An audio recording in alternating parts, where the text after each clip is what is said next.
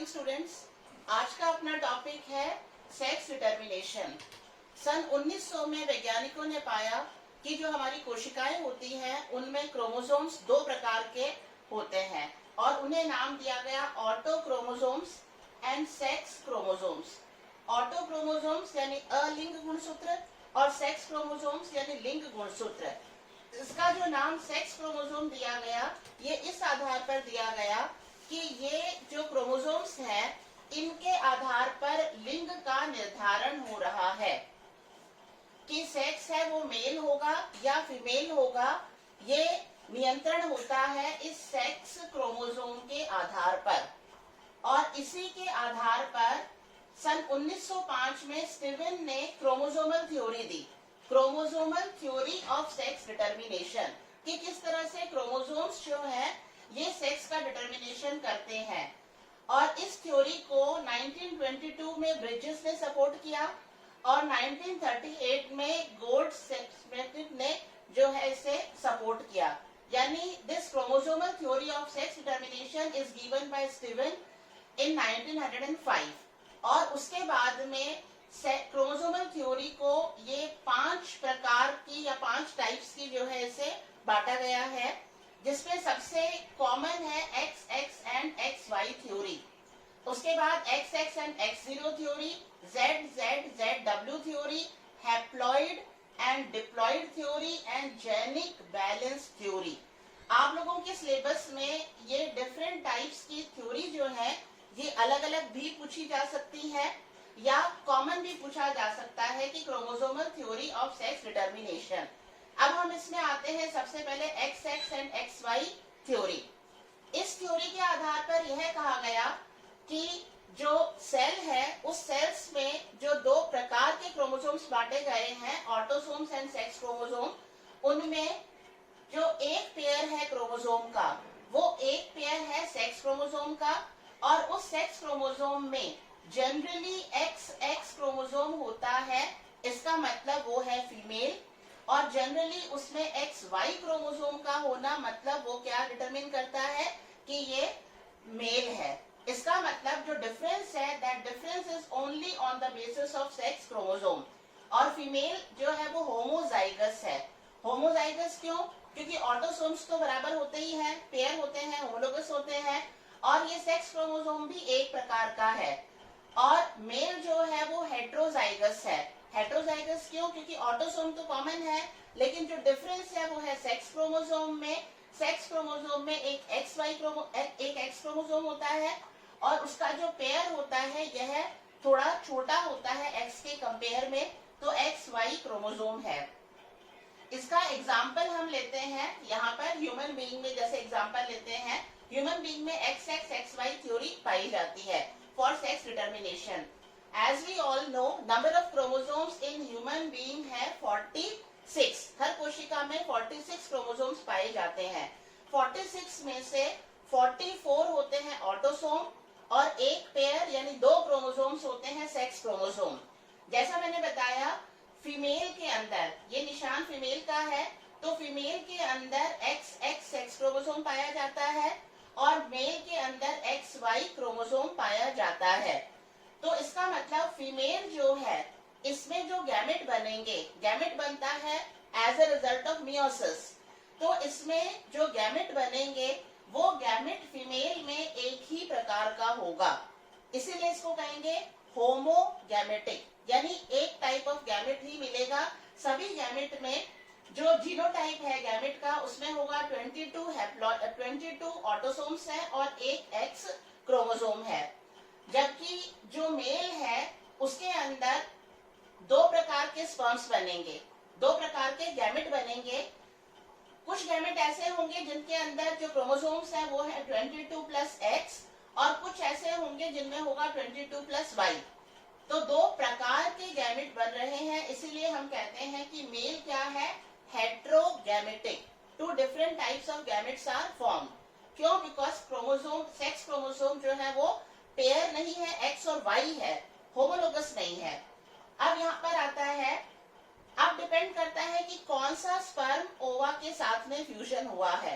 अगर ये वाला स्पर्म यानी 22 प्लस एक्स वाला स्पर्म का फ्यूजन होता है ओवा के साथ में, तो रिजल्ट के स्वरूप बनेगा 44 प्लस एक्स एक्स यानी कि फीमेल।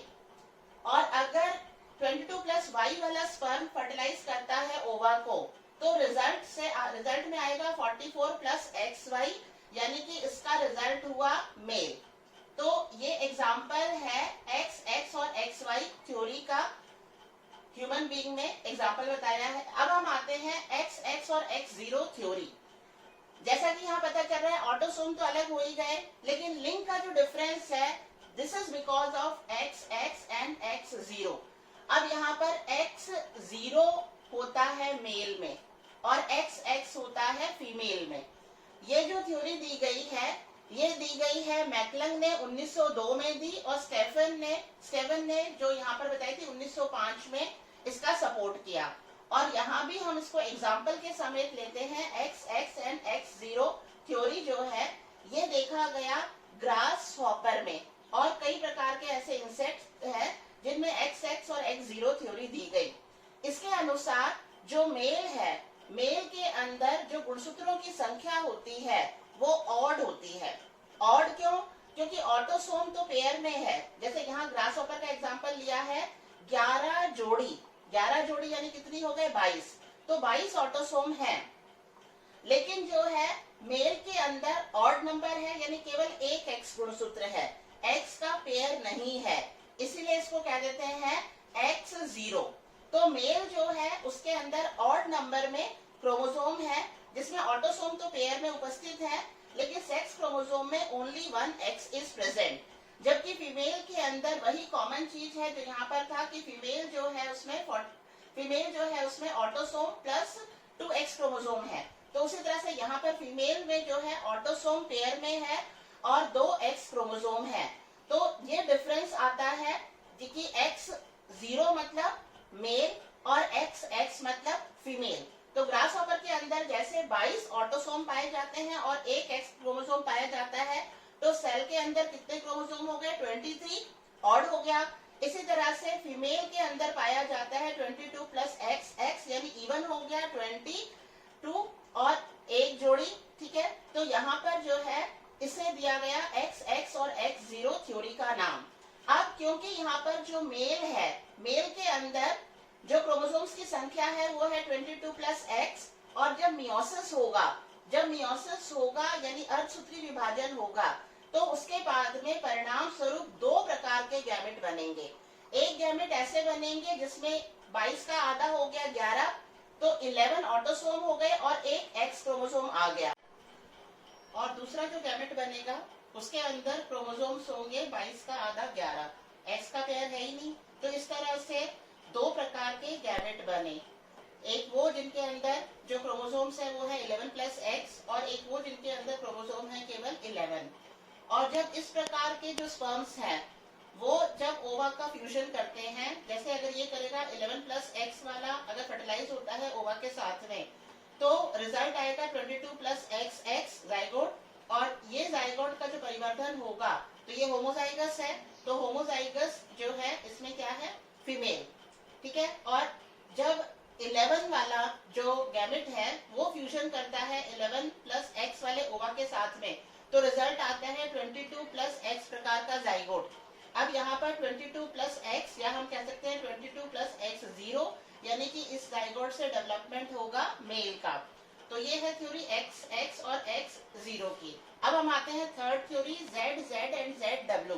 जेड जेड और जेड डब्ल्यू थ्योरी एक तरह से जो हमने फर्स्ट थ्योरी पढ़ी है एक्स एक्स और एक्स वाई, उसी तरह की थ्योरी है, बस इसमें अंतर क्या है कि विपरीत पोजीशन यानी ऑपोजिट पोजीशन हो जाती है।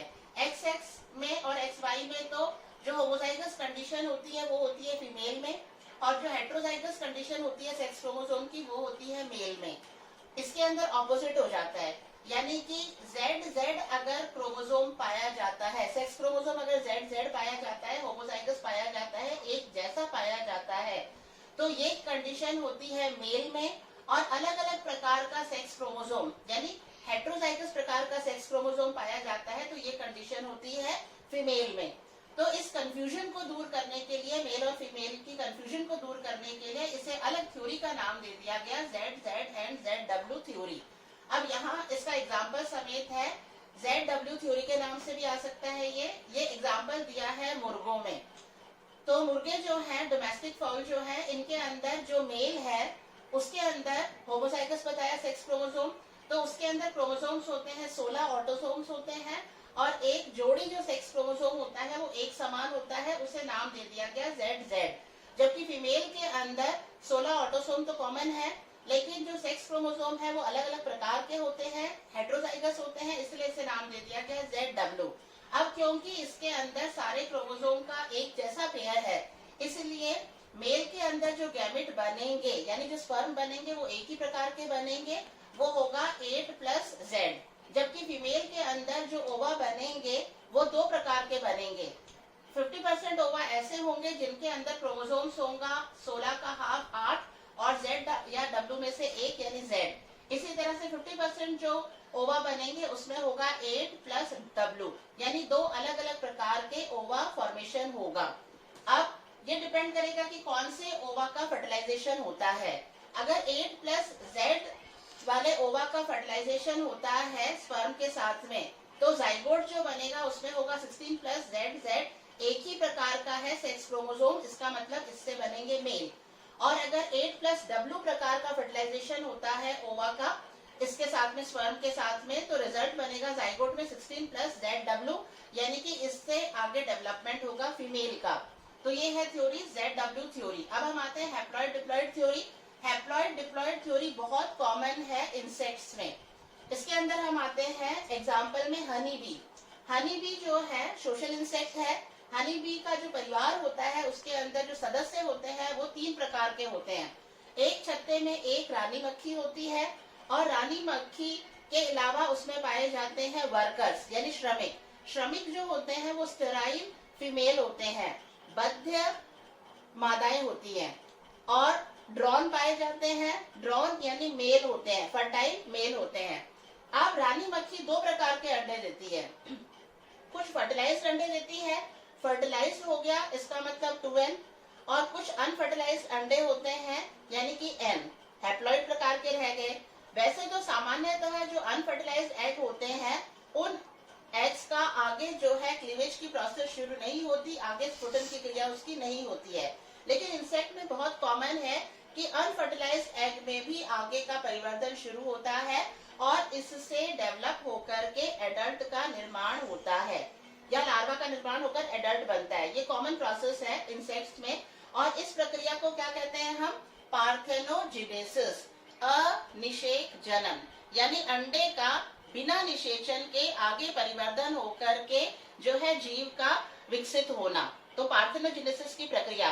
पार्थेनोजेनेसिस की प्रक्रिया कॉमन है कुछ प्रकार के इंसेक्ट्स में। अब यहाँ पर क्योंकि पार्थेनोजेनेसिस हुआ है, अनिषेक जनन हुआ है, तो हैप्लॉइड का हैप्लॉइड संख्या रह गई इसके अंदर क्रोमोसोम्स की, और इस प्रकार का जो जीव बना वो होता है फर्टाइल मेल। ठीक है, और जो फर्टिलाइज्ड जो अंडे होते हैं उनका जो परिवर्तन होता है उसके परिणाम स्वरूप बनते हैं वर्कर्स। वर्कर्स मैंने क्या बताया? स्टेराइल फीमेल होते हैं। अब जो वर्कर्स होते हैं इनकी संख्या एक छत्ते में ज्यादा होती है, और ये जो भी छत्ते का निर्माण करने का कार्य है या एग का जो केयर करना है, आगे का जो डेवलपमेंट हो रहा है उनका केयर करना है, वो जो है पूरे छत्ते के लिए शहद लेकर के आना है, सारा काम जो है ये निर्भर होता है वर्कर्स पर। ड्रोन का केवल एक कार्य होता है रानी मक्खी के साथ में निषेचन की प्रक्रिया करना। ठीक है, तो इस तरह से जो है ये डिपेंड करता है रानी मक्खी के ऊपर कि कितने फर्टाइल एग देने हैं और कितने अनफर्टाइल एग देने हैं, और इस पर डिपेंड करता है फर्टिलाइज यानी कि क्या हो गया इससे फीमेल, और अनफर्टिलाइज्ड का अगर डेवलपमेंट हुआ यानी कि मेल। ठीक है, तो ये कहलाती है haploid diploid theory of sex determination. अब अपनी थ्योरी करते हैं अपन genic balance theory. Genic balance theory जो है ये ड्रोसोफिला के जब आनुवंशिकी का अध्ययन किया गया तो उसके बाद में जो है ये थ्योरी दी गई जेनिक बैलेंस थ्योरी। नॉर्मली जो ड्रोसोफिला है फल मक्खी के अंदर जो गुणसूत्रों की संख्या होती है वो होती है 4, जिसके अंदर से दो बड़े साइज के होते हैं, ऑटोसोम्स होते हैं, और एक होता है एक्स एक्स क्रोमोसोम या होता है एक्स वाई क्रोमोसोम। अगर एक्स एक्स क्रोमोसोम होता है तो जनरली है वो फीमेल, और अगर एक्स वाई क्रोमोसोम होता है तो वो है मेल। ठीक है, लेकिन इसका अध्ययन करते टाइम पर यहाँ लिखा हुआ है जैसे नॉर्मली डिप्लॉइड मेल यानी 2 ऑटोसोम हो गए और एक एक्स और वाई क्रोमोसोम हो गया। और नॉर्मल जो डिप्लॉइड फीमेल होती है उसके अंदर क्रोमोसोम्स होते हैं 2 ऑटोसोम्स और एक्स एक्स क्रोमोसोम। यानी यहाँ ये दिखने में ऐसे लगता है कि ये थ्योरी फॉलो हो रही है, एक्स एक्स और एक्स वाई की थ्योरी इसमें भी लागू होती है, ड्रोसोफिला में भी।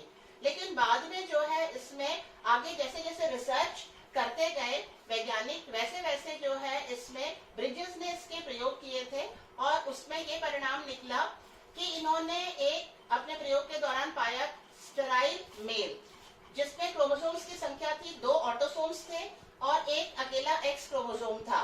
लेकिन ये जो था ये मेल था जिसकी शेप और साइज नॉर्मल मेल के जैसी थी।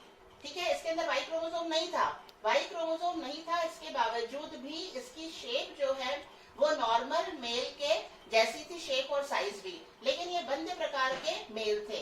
इसी तरह से इन्होंने अपने प्रयोगों के दौरान कुछ ऐसी मादा मक्खियां भी प्राप्त करी जिनमें गुणसूत्रों की संख्या थी 2a और XXY।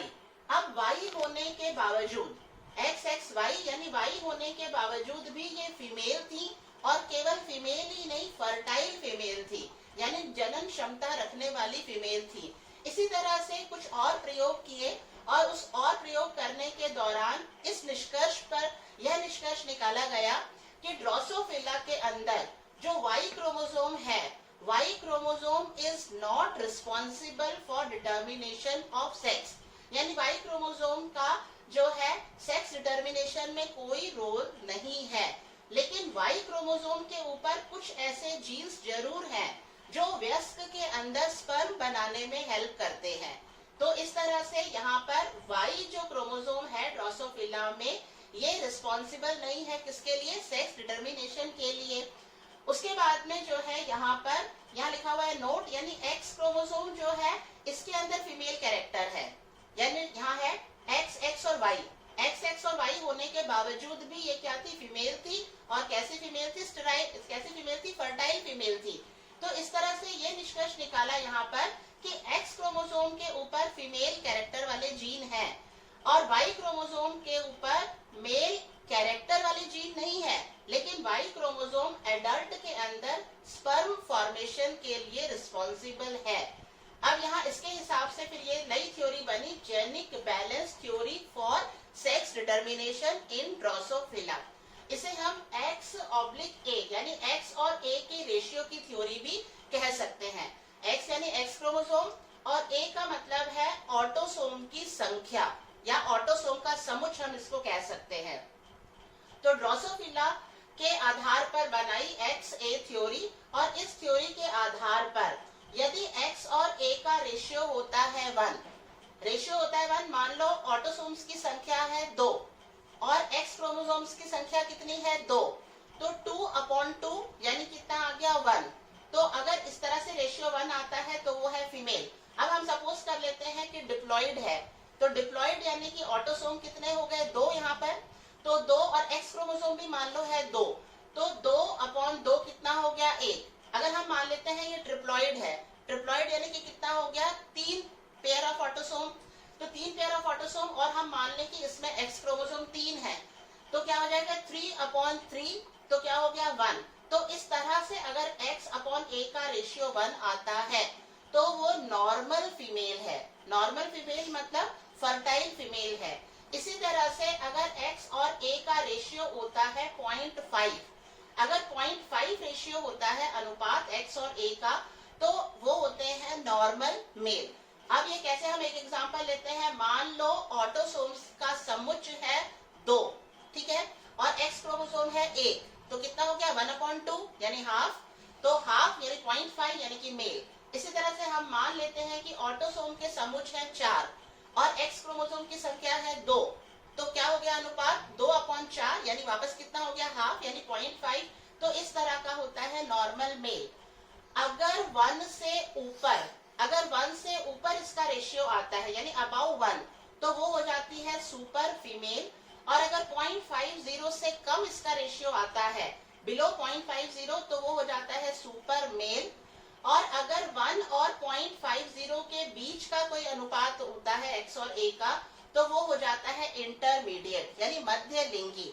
अब इसके अंदर ये तीनों ही जो प्रकार हैं, यानी मध्य लिंगी है, सुपर फीमेल है और सुपर मेल है, ये तीनों ही स्टेराइल होते हैं। ठीक है, केवल फर्टिलिटी किसमें होती है, जिनमें रेशियो क्या होता है, अगर 1 रेशियो आता है एक्स अपॉन ए का तो फीमेल है नॉर्मल, अगर 0.50 रेशियो आता है तो मेल। खाली ये जो 2 प्रकार के हैं रेशियो वाले, ये है नॉर्मल फीमेल और मेल। बाकी तीनों ही प्रकार क्या है, इसमें बंध्य है। और इसके लिए इन्होंने एक प्रयोग किया, normal male, diploid male. Diploid male का मतलब क्या हो गया, एक्स वाई क्रोमोसोम है और 2 ऑटोसोम है। ठीक है, उनका क्रॉस करवाया गया ट्रिप्लॉयड फीमेल के साथ में। ट्रिप्लॉयड फीमेल में क्या था, x x x plus 3a, और इनका जब आपस में क्रॉस करवाया तो 8 प्रकार के ड्रोसोफिला जो है प्राप्त हुए। तो ये हो गया, कौन सी थ्योरी होगी, जेनिक बैलेंस थ्योरी, जो एक्स अपॉन ए रेशियो के नाम से भी एग्जाम में आ सकती है। अब एक लास्ट टॉपिक है अपने इसमें रिलेटेड है जो सेक्स डिटर्मिनेशन में, वो है गायनोएंड्रोमॉर्फ। इसे मैंने नाम को संधि विच्छेद करके बताया है, गायनेंड्रोमॉर्फ। गायनो शब्द मतलब फीमेल रिप्रोडक्टिव पार्ट, एंड्रो मतलब मेल रिप्रोडक्टिव पार्ट, और मॉर्फ यानी कि संरचना, मॉर्फोलॉजी। यहाँ ये डायग्राम देखो आप, ये डायग्राम बनाया है, इसमें हाफ पोर्शन फीमेल का है और हाफ पोर्शन मेल का है। ठीक है, तो ये हाफ पोर्शन फीमेल का और हाफ पोर्शन मेल का ये ड्रोसोफिला का एग्जाम्पल है। इस तरह के कई एग्जाम्पल और भी कई इंसेक्ट्स में देखने को मिलते हैं। अब यहाँ ऐसा क्यों हुआ कि आधा पोर्शन फीमेल का हो रहा है और आधा पोर्शन मेल का, तो ऐसा माना जाता है कि हो सकता है जाइगोट नॉर्मल हो 2a और XX प्रकार का। ठीक है, अब 2a और XX यानी कि फीमेल बनना था इससे। अब इस जाइगोट में जब फर्स्ट क्लीवेज होगा और फर्स्ट क्लीवेज में किसी कारण से, फर्स्ट क्लीवेज के बाद में 2 कोशिकाएं बनेगी इससे, तो 2 सेल्ड एम्ब्रियो बना, और किसी कारण से ये जो 2 कोशिकाएं बनी हैं, इनमें एक कोशिका में गुणसूत्रों की संख्या रह गई 2a और दूसरी जो कोशिका बनी है इसमें एक X क्रोमोसोम की कमी हो गई। अब एक X क्रोमोसोम की कमी होने के कारण ये जो कोशिका है, अब आगे का जितना भी डिवीजन है, क्लीवेज मतलब माइटोसिस शुरू हो चुकी है, तो आगे का जितना भी डिवीजन है, अब इस एक कोशिका से जितनी भी कोशिकाएं बनती जाएंगी, उन कोशिकाओं में गुणसूत्रों की संख्या 2a(x0) ही रहेगी। और हाफ पोर्शन यानी इस वाली कोशिका से जितनी भी कोशिकाएं नहीं बनती जाएंगी, उनके अंदर गुणसूत्रों की संख्या 2a और XX रहेगी। तो इस तरह से इस हाफ पोर्शन से, जिसमें 2a और XX है, इस हाफ पोर्शन से जो एनिमल का बॉडी का पार्ट बनेगा वो बनेगा फीमेल वाला, और इस हाफ पोर्शन से यानी इस कोशिका से जो हाफ पोर्शन बना है वो बनेगा मेल वाला। तो इस तरह का अगर डेवलपमेंट होता है और एनिमल बनता है तो इसको कहते हैं गायनेंड्रोमॉर्फ। Thank you.